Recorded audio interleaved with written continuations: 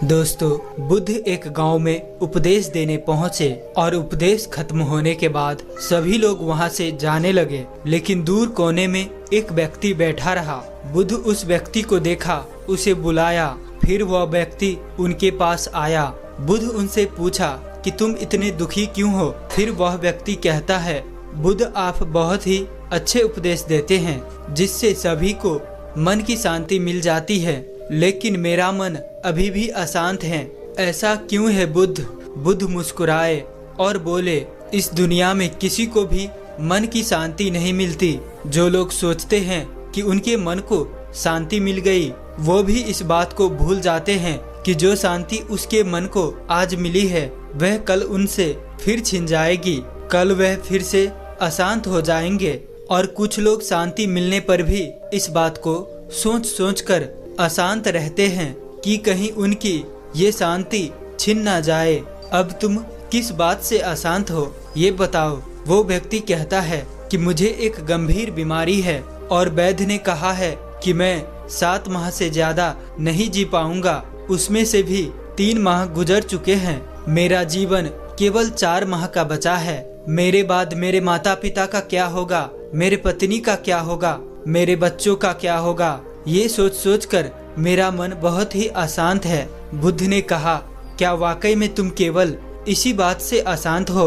वह व्यक्ति बोला, खास तौर से मैं इस बात से इतना अशांत नहीं हूँ, लेकिन मैं इस बात से बहुत डरा हुआ हूँ कि मैं मरने वाला हूँ। मेरे अंदर ये डर है जो मुझे जीने नहीं दे रहा है। मैं मरना नहीं चाहता हूँ। बुद्ध बोले, इस दुनिया में कोई भी मरना नहीं चाहता है, लेकिन ये तो सब बेकार की बातें हैं। तुम्हें पता है कि तुम कब मरने वाले हो, लेकिन ज्यादातर को तो इस बात का ज्ञान ही नहीं होता कि मैं कब मरने वाला हूँ। और तुम्हें ऐसा लगता है, लेकिन तुम्हें भी कहाँ पता है कि तुम कब मरोगे। तुम सोचते हो कि तुम्हारे पास 4 माह का जीवन है, लेकिन क्या तुम्हें लगता है कि तुम कल का सूरज देख पाओगे? वह व्यक्ति बोला कि नहीं, मुझे तो ये नहीं पता है कि मैं कल का सूरज देख पाऊंगा या नहीं। बुद्ध बोले, अगर तुम्हें यह बात ना पता चलती कि तुम 7 माह बाद मरोगे, तो क्या तुम ऐसे ही जीते जैसे कि आज जी रहे हो? नहीं ना, बल्कि तुम खुशी से जीते और एक दिन ऐसे ही मृत्यु को प्राप्त हो जाते। तो इसलिए जो जीवन तुम्हारा शेष है, उस जीवन को खुशी पूर्वक जियो। वह व्यक्ति बोला, बुद्ध अभी तो मैं अपने जीवन में कुछ देखा ही नहीं। मैं तो केवल 35 वर्ष का हूँ। मैं अभी कैसे मृत्यु को प्राप्त हो सकता हूँ? बुद्ध ने कहा, क्या तुम्हें पता है कि ये 35 वर्ष कैसे बीते थे? क्या तुमने इस 35 वर्षों का अनुभव किया है? जो तुम्हें एक दिन मिलता है, क्या तुम उसे पूर्ण रूप से जीते हो?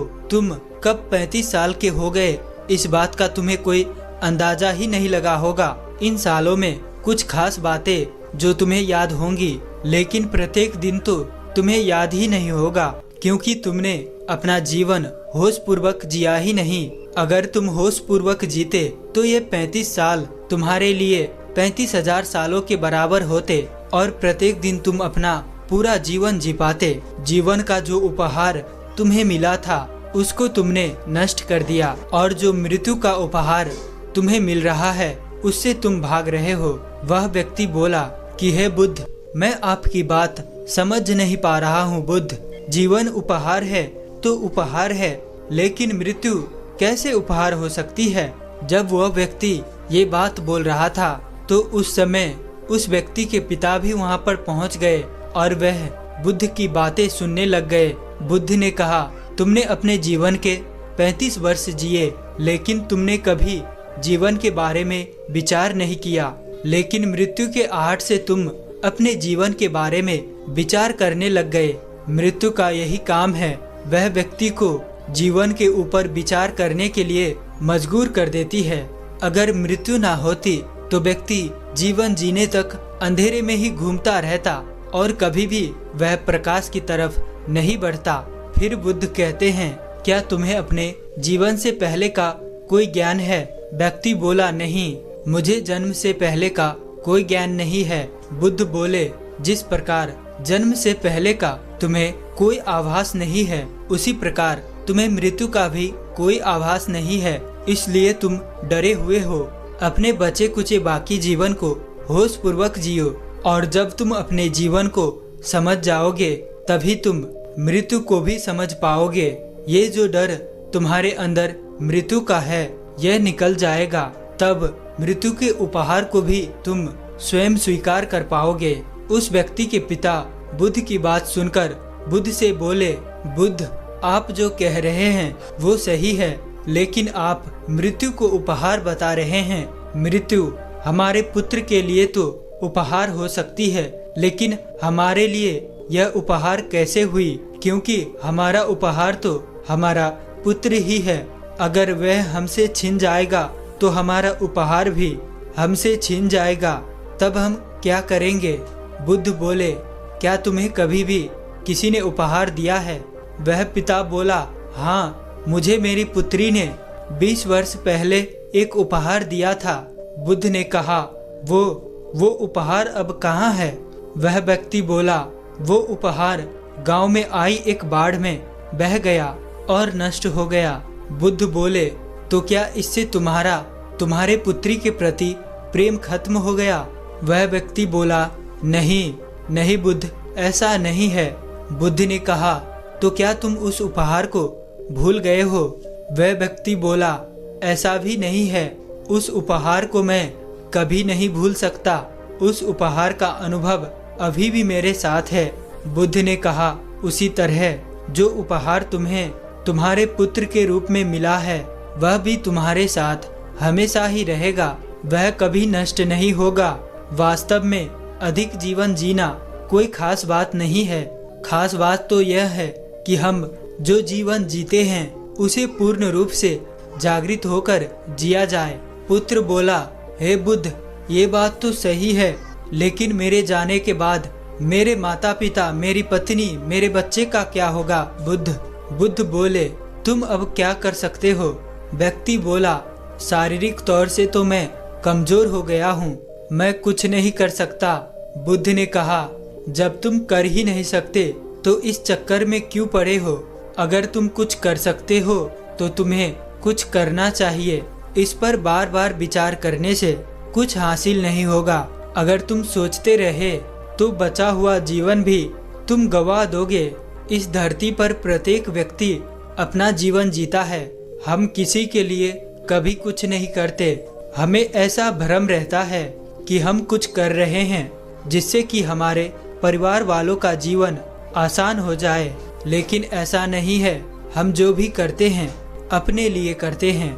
आज अगर तुम अपनी पत्नी, बच्चों और माता पिता के लिए कुछ जमीन और धन इकट्ठा करते हो तो वह सब तुम अपनी पत्नी, बच्चे और माता पिता के लिए नहीं कर रहे हो, वह तो केवल तुम अपने लिए कर रहे हो।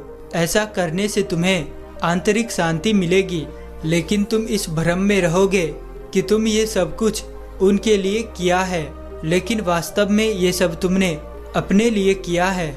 क्योंकि अगर तुम ये सब नहीं भी करोगे तो भी उनके जीवन पर कोई भी प्रभाव नहीं पड़ेगा, क्योंकि जीवन कठिनाइयों से भरा हुआ है, वह आसान नहीं होता। जीवन में संघर्ष करना पड़ता है, इसी से जीवन चलता है। गरीब व्यक्ति का जीवन जितनी कठिनाइयों से भरा है, वहीं धनी व्यक्ति का जीवन धन से तो सुरक्षित नहीं किया जा सकता। जीवन को सुरक्षित करने का एकमात्र ही उपाय है, वो है पूर्ण जागृत होकर जीवन को जीना। ऐसा करने से हम जीवन और मृत्यु को समझ पाते हैं, जीवन की सभी तरह की कठिनाइयों पर विजय प्राप्त कर सकते हैं। वह व्यक्ति बोला, बुद्ध, मुझे आपकी बात समझ में आ गई। मृत्यु का डर मुझमें से अब थोड़ा कम हो गया है और अब मैं बचा हुआ जीवन जागृत होकर जीऊंगा। दोस्तों, उम्मीद करता हूँ कि आपको ये वीडियो पसंद आई होगी और आशा करता हूँ कि आपको इस वीडियो से ज़रूर कुछ न कुछ सीखने को मिला होगा। तो इसीलिए इस वीडियो को एक लाइक और अपने दोस्तों के साथ शेयर करना मत भूलें, और साथ ही हमें सपोर्ट करने के लिए इस चैनल को सब्सक्राइब करके घंटी बटन को भी ज़रूर से दबा दें।